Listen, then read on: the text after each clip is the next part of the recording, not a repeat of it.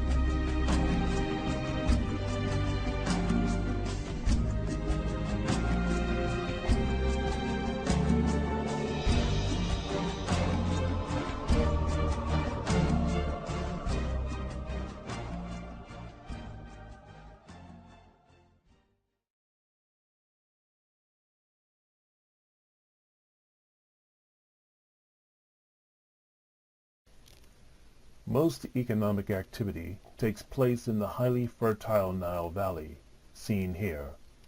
Despite continued terrorist attacks, the vital tourism industry has begun to revive.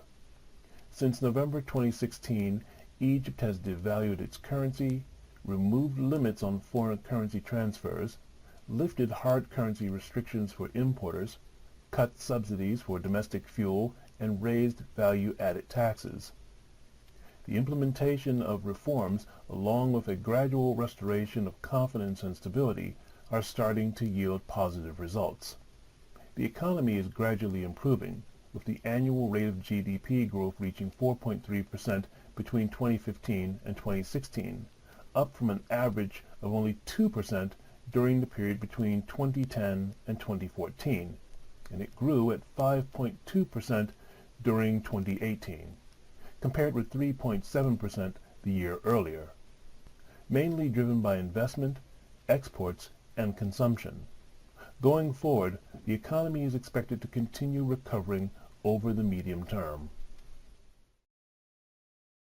Egypt's presidential election has been faulted for having placed a rubber stamp on the new term of Abdel Fattah el-Sisi, who won a landslide with little opposition. Nevertheless, investors are still enthusiastic buyers of the country's recovery story. With a new infusion of IMF funding in Egypt's coffers, and another $3 billion lined up by the Islamic Development Bank, investors say that the country's economy is showing real signs of stability, leaving behind the effects of the civil strife and runaway inflation. But even with these developments, the country is still having financial woes. The nation's rail system is in dire need of upgrade. Crashes on the nation's rail systems have killed dozens in only the last few years. The transitioning of the poor from dilapidated slums in the older part of the nation's capital has been a challenge and is currently underway. Projects planned or in the works around the country include a new administrative capital, with a plan to sell land plots to investors and an estimated capacity at completion of 6.5 million residents.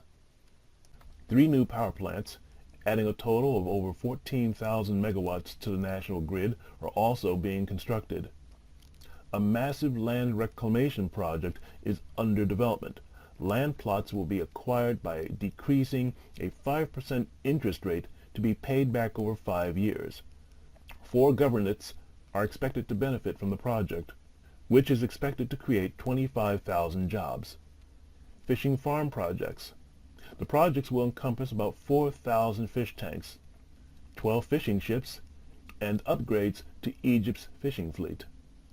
New national road projects are well underway in Egypt, developing an additional 4,600 kilometers of road while adding 39 new road systems to the country.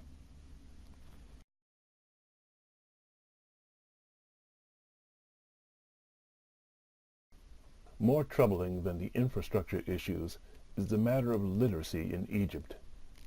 Egypt's Central Agency for Public Mobilization and Statistics, or CAPMAS, announced that the number of illiterate people in the country, taking into account people 9 years and above, has reached 14.3 million, or 20.1% of the population as of 2016, with females making up 9.1 million.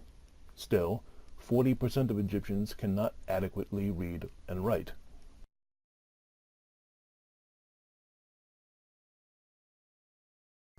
The age bracket, 18 to 29, accounts for 21.7 million people in the country and represents 23.6% of Egypt's total population. 26.7% of the people, aged 18 to 29, are unemployed. 37.7% of these young people hold graduate and postgraduate university certificates, while 30.4% hold vocational high school diplomas. 45% of males and females in the age bracket work permanent jobs, while 28.5% work under authorized contracts of employment.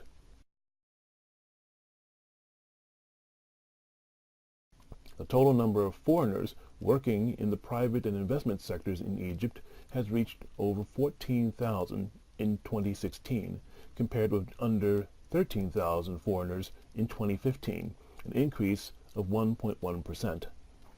The CAPMAS annual bulletin showed that the number of foreigners working in Egypt for the first time was 5,736, and foreigners who have renewed their contracts was over 8,000 in 2016.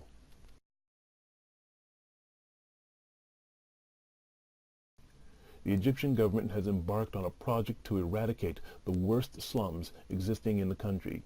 There are an estimated over 350 slums, which officials deem unsafe for its occupants. As a result, the government is on a mission to relocate the estimated 850,000 slum dwellers to high-rise apartments such as Tahrir Mizr in the capital Cairo. The move is following a building collapse, a common phenomenon in Cairo, and a landslide in 2008 which killed some 130 slum dwellers. Still, there are problems. 10 million of Cairo's residents live in informal settlements with little or no safety permits. Efforts are being made to ensure that the right people, those with the greatest need, get first crack at the new dwellings, like the ones constructed at Tahrir Mizr. The government is making strides on many fronts to modernize the country and invite foreign investment in real estate, tourism, transportation, and energy. As I flew over Cairo on my last trip to Egypt, I could see whole new cities being built and clear signs of other communities in the process of construction. The English-language billboards along many of the roads and highways suggest an attempt to cater to foreign investors to come and live in some of the new cities being built outside of Giza or along the Mediterranean Sea. New roads and infrastructure are also being built across Greater Egypt. In spite of lingering problems, Egypt is beginning to reap the benefits and rewards of a painful currency devaluation and tighter fiscal policy. A gambit made by the central bank in 2016 to lift currency controls appears to have paid off. Price pressures, while still high, have come down from the stratospheric 33% last July to under 12%, its lowest in 2 years. So, what's driving investors' confidence in a country that is prone not only to domestic, but also regional unrests? Put simply, Egypt is on the road to economic improvement, if not out-and-out prosperity. The same issues plague the Egyptian economy as everywhere else, threatening to derail the efforts of Sisi and his government. The building boom in housing and new cities attracts speculators, which could lead to a housing price bubble that could make the properties Egyptians want to buy too expensive, leading to unemployment and the development of Egyptian ghost towns like those in China. Tourism is on the rebound from a sharp drop in 2001 caused by repeated terrorist attacks at Christian churches, public services like ATMs, high-ranking official assassinations like the Prosecution General in 2015, and major state security facilities. The production of gas from new gas fields such as Zohr, along with investment from the IMF and other banks, promises to make Egypt a significant player in the energy markets in the coming years. There are charges that the rule of law is arbitrary and unstable in modern Egypt, that the legal system that governs property rights is complex and makes titles to real property difficult to establish and to trace. The judiciary is said to always have sustained autonomy, but remains burdened by the extremely high number of proceedings resultant from over 5 years of political and social unrest. Corruption remains a challenge for governance, but official mechanisms for investigating and punishing corruption are now gaining power and have brought many corruption cases, some involving governors and government officials, into the courts. That said, I want to point out that my experiences in Egypt in February 2018 saw little, if any, of the insecurity and social unrest claims manifest on a daily basis. I had extensive encounters with the legal system and found that as long as you knew exactly how to deal with issues at hand, things went smoothly. Planning was the key, along with the contacts of contacts. Egypt is a country where everyone seems to know everyone. During my visit, meetings were arranged with government and legal authorities to get us the paperwork we needed. In the end, a process which could have taken weeks took only a few days. If you become a resident in Egypt and want to make money running a business, remember, it's the economy, stupid. Helping others make money or save money is always good business. People often make their own jobs in Egypt, that is, those who don't have any other opportunities. Still, many people do work for the government, the military, the police, and civic institutions. Of course, tourism is a major contributor to national GDP. There are many opportunities for business. Many sectors in Egypt are underserved, such as sanitation, healthcare, tourism, security, and education, just to name a few. As with any culture, if you find a problem and solve it, you will prosper.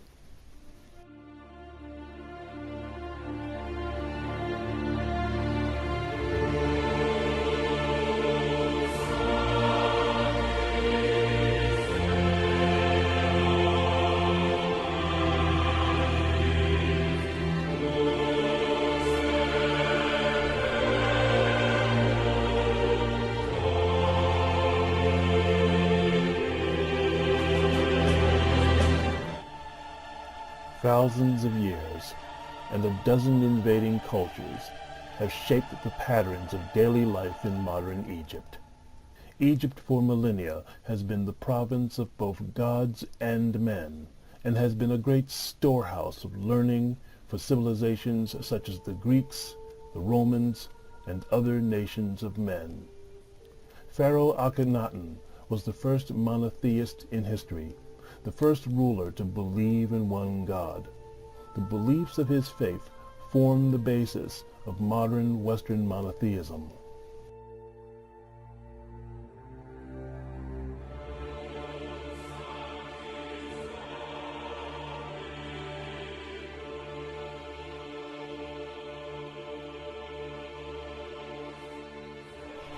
Egypt's spiritual teachings and symbolisms are woven into the fabric of our modern-day traditions and institutions.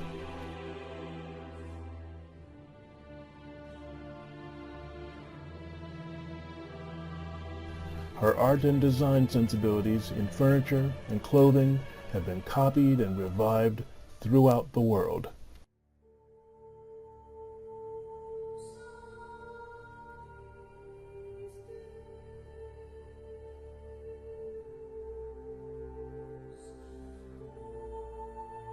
And her architecture has inspired monumental structures across the planet for centuries.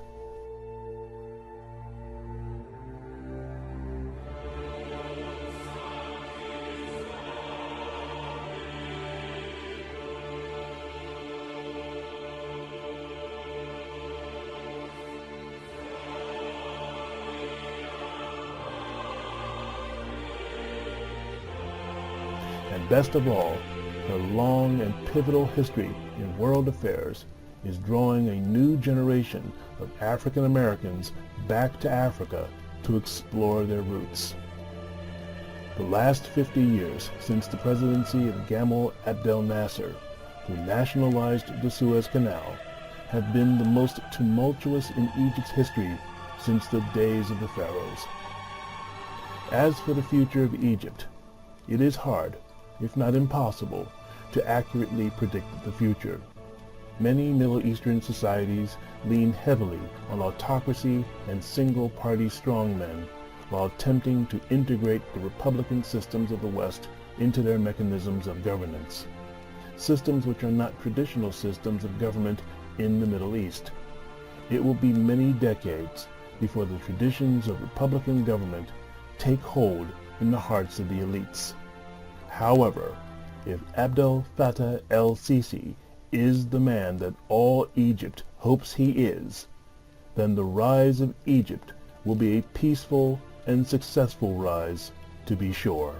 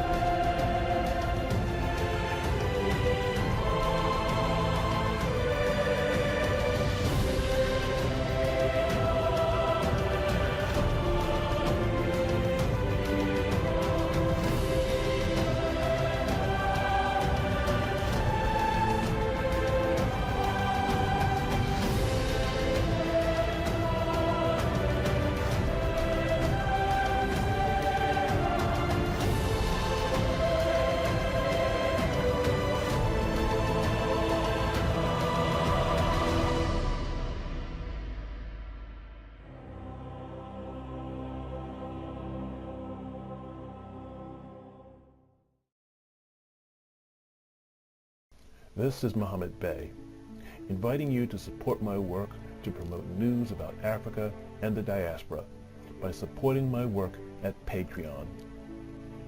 Your donations will allow me to work full-time on providing news and insights, interviews and announcements found nowhere else. Go to my Patreon page now and support the Africa Open for Business series today. Also, be sure to visit my GoFundMe campaign and support the Exodus Film Project, a 3-film series on how African Americans can return to live peaceful, successful lives in African countries. Also, I want to announce the operation of diasporatoday.com, news for the African diaspora, where you can join for free and post your own news and articles about your life, your work, and your experiences in the African diaspora. Go to diasporatoday.com and join now. Thanks for watching. Take care.